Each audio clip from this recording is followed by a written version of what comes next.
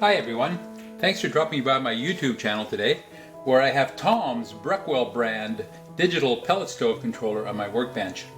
Tom sent me this one because he was having a lot of erratic performance from it and he wanted me to check it out. So I received it yesterday, I spent some time on it today, and it's ready now to be final tested before I package it up and return it to Tom. As you can see, I have Tom's pellet controller connected to my tester. My tester is made up of a few items. Of course, there's a faceplate here that sort of holds the controller. Behind the faceplate is an actual auger motor. We see the shaft from the auger motor come out the front, and there's a decal on it that'll indicate to us when the auger is spinning once the controller calls for it to spin.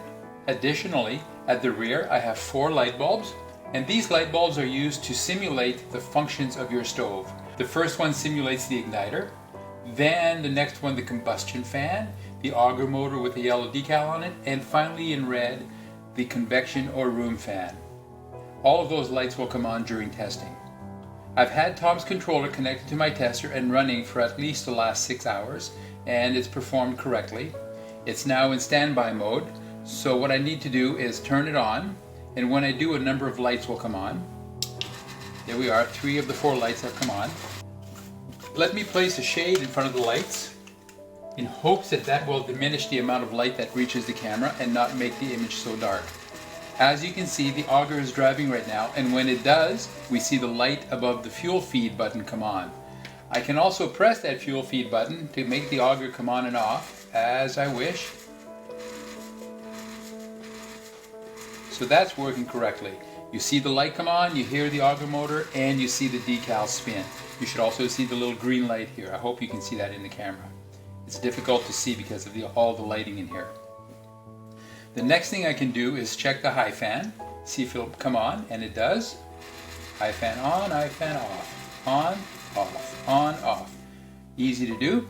And then I have the reset trim that I can change. I'm in position 1 right here with my heat advance. So as I press the heat trim, I can cycle 4, 3, off, 4, 3, off, 4, 3, off, 4, 3, off.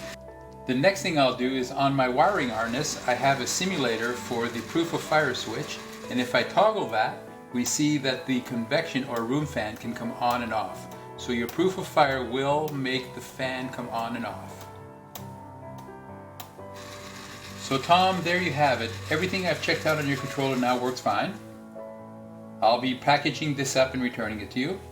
I do want to thank you for sending it to me. I appreciate that. Let me turn this off. And for all you viewers out there, if you have a pellet stove controller of your own that needs repairs, whether it's a Breckwell brand, digital or analog, or a Quadrifire, USSC, or other brand, I'd be more than happy to speak with you about it to see what I can do to help.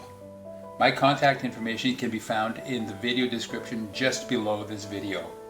In the meantime, I hope you'll take a few seconds to give this video a thumbs up and to subscribe to my channel. I would appreciate that very much. Thanks everyone. Bye bye.